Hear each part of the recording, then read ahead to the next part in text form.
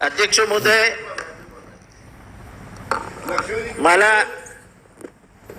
ही बाब खेदजनक आहे की ती होल्डिंग्स पडली, पण आदरणीय सामंत साहेब, या होल्डिंग्स बद्दल मी 14 पत्र लिहिली होती बांधत असल्यापासून की कसे काय बांधतायत, त्याची साईज काय, वारा काय, काय काय प्रशासनातर्फे एकाने उत्तर दिलं नाही.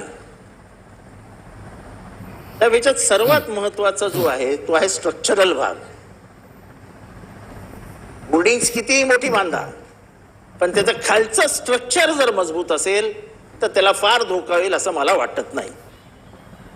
त्याचं स्ट्रक्चरच नव्हतं. फक्त 6 फूट खोल गेला, कॉन्क्रीट टाकलं आणि दाखवलं की चला मजबूत झालं, आणि त्याचे हे परिणाम भोगायला लागले. अध्यक्ष महोदय, ही जमीन कोणाची या वादाचाच प्रश्न आहे. तेव्हा माझं म्हणणं होतं, सावे साहेब ही जमीन म्हाडाची असं तेव्हा माझं म्हणणं होतं. इथे पोलीस वसाहत होती आणि त्या रेल्वे पोलीस वसाहतीला आपण ही जागा दिली असं म्हाडाचे अधिकारी मला सांगत होते. आपणही त्याच्यात लक्ष द्यावं. ही जमीन महत्वाची जमीन आहे.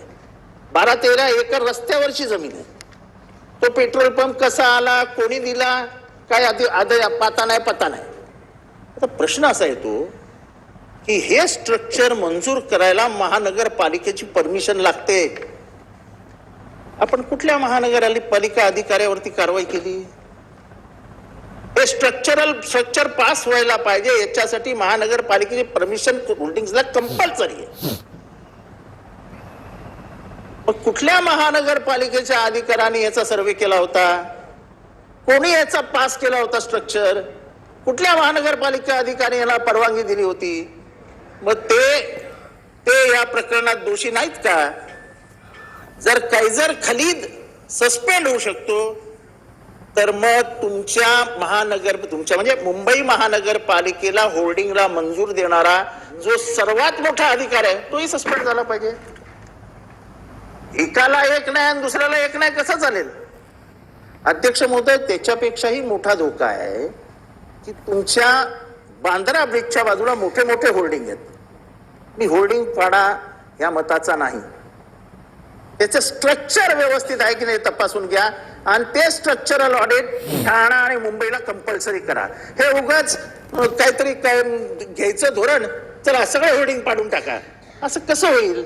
त्याच्याने बेकारी वाढणार आहे. त्यातनं फ्लेक्सवाल्यांचे धंदे बळणार आहेत, ते फ्लेक्स चढून लावणाऱ्यांचे धंदे बळणार आहेत. त्याच्यात अनेक उद्योग संबंधात आहेत. उगाच काहीतरी आपलं एक पॉप्युलॅरिटीचा निर्णय, चला सगळं होल्डिंग काढून टाका. कशासाठी काढा?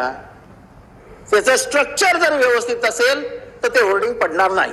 त्यामुळे आपण स्ट्रक्चरल ऑडिटचं घोषणा करून सगळ्या महानगरपालिकांना तसे आदेश देणार का?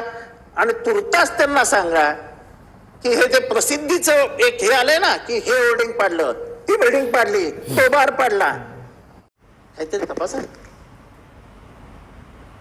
काहीतरी माहिती घ्या. याचं सार्वत्रिकरण करू नका. तेवढी पॉलिसी शासन जाहीर करणार का?